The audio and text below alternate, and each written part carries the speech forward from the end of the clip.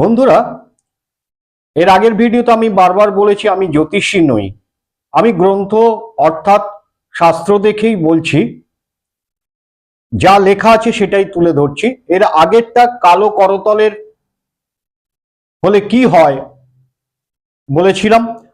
এবারে আমি গোলাপি করতল হলে, যাদের হাতের করতল গোলাপি রঙের হয়, তাদের চরিত্র বা তারা কেমন হয় যেভাবে বলে দেওয়া আছে আমি সেইভাবে তুলে ধরার চেষ্টা করছি।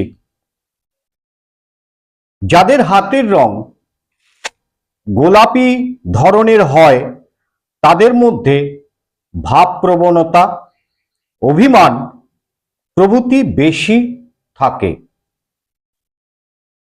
তাদের মধ্যে কাজ করার ও কাজের পথে উন্নতি করার অদম্য ইচ্ছা থাকে। এরা হয় যুক্তিবাদী, ন্যায়পরায়ণ এবং প্রেমিক।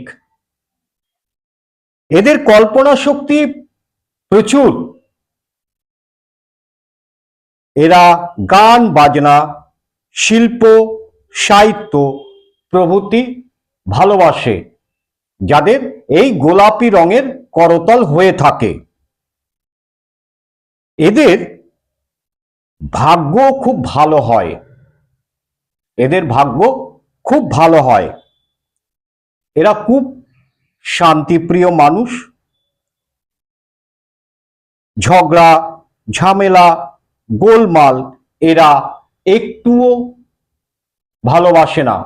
যেখানেই ঝগড়া ঝামেলা গোলমাল থাকে তারা বুঝে নেয় এবং সেখান থেকে তারা দূরে সরে থাকে।